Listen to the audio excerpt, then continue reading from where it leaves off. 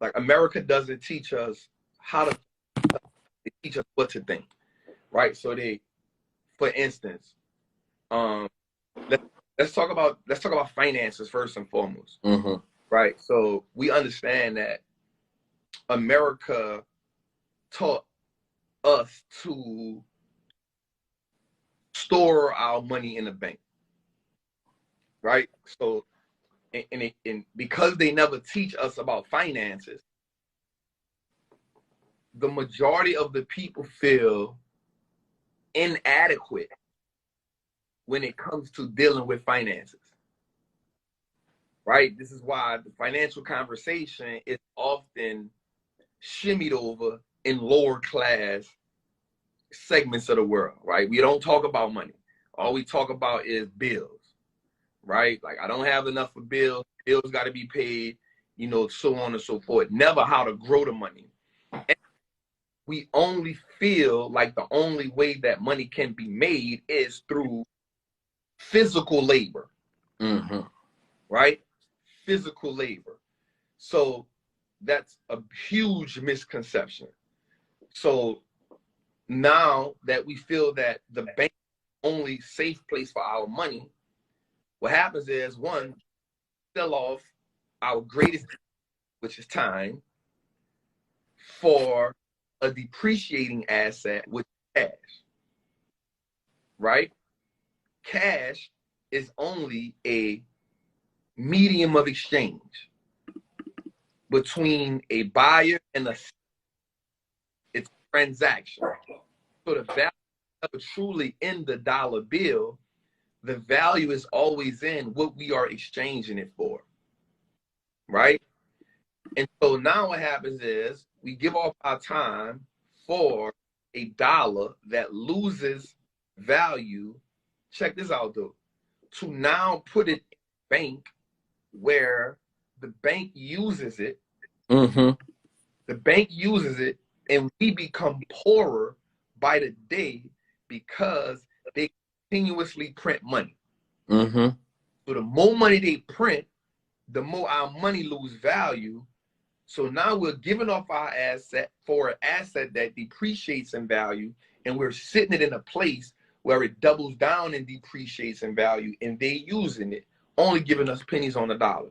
So right there alone, we are in a position where we are caged to financial impoverishment. That's a fact. That is 100% facts. We are anchored to that because we haven't discovered or build up the confidence in ourselves to go out and take the money.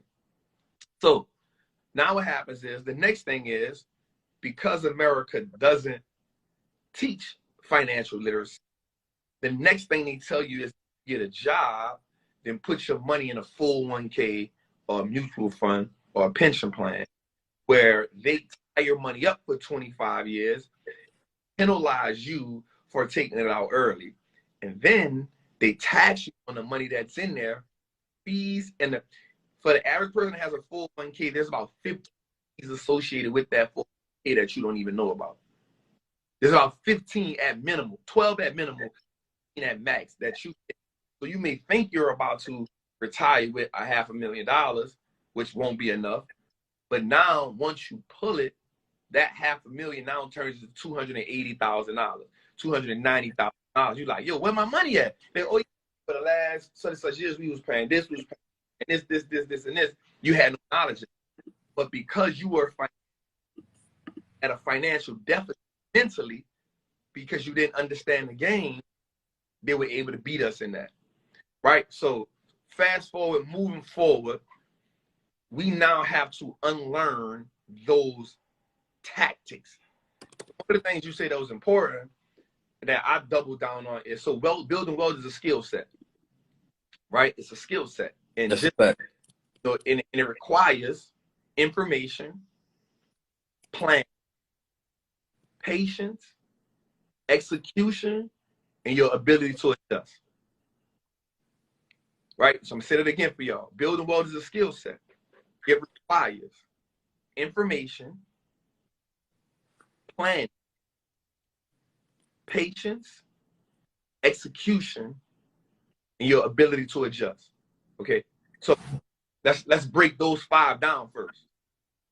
Information, right? So in order to build what you need the information. You need information on asset classes.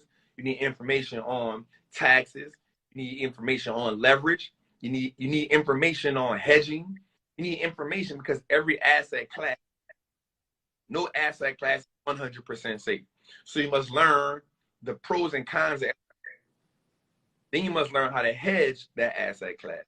Then you must know how that asset class is also taxed. You have to learn that. If you want to build wealth, you have to learn about every asset class. The next one is, so what we have to learn is how to plan to build wealth. How do we plan to use that asset in the way that needs to be used? How do we plan that, right? Third, patience. Because we have to understand that every asset class has booms and busts. Every asset class.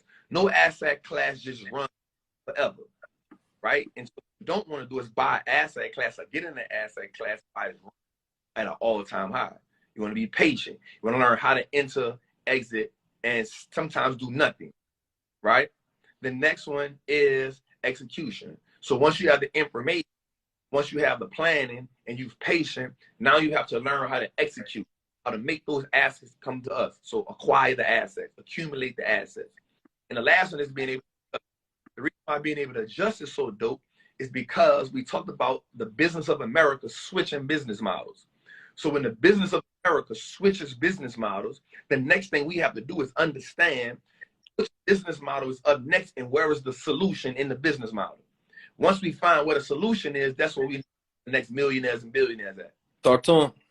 Every time the business model switch, that business model comes with complications. Once we figure out who has the solution to those complications, we then become the millionaires and billionaires because that's where the money is made at.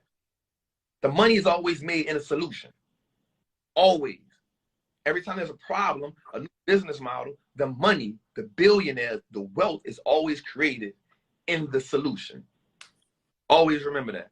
So now we as investors, now we must be able to look forward and say, which our first conversation was about, was how do we look forward and see what is the new business models that are coming about? Being able to analyze those businesses. So some people always say, well, I don't have time to do all. Well, the next thing America has taught us how to do well is play defense and not offense. So America plays offense. Let me show you how America plays offense with the lower class people. Check this offensive play out and understand that wealth built over time. Right. So here's how America play offense. Check this out. What happens is America puts liquor stores, drug stores, all of that, action. They put all of that in one community, right? They put that in community. They allow you to tear the community down. They allow you to tear it down while they thriving over here, right? While they thrive over here. And what they do is they wait until the solution, the community at its lowest point, and then what they do is they start buying up property there. That may take 15 years. That may take 15, 18 years. They start buying a property up over, and then what they do is push you all out, push us out to another community while they take control of the community and build it the way they want. And then we call it gentrification. Right? But that's them playing a 2-year game with us. Right? They put us in survival mode. Oh, we know how to do to survive because now we know the next meal is going to. So now what happens when a person mode? They do desperate things. Desperate, now you no longer use your brain to solve problems and create solutions. You now use your brain to survive.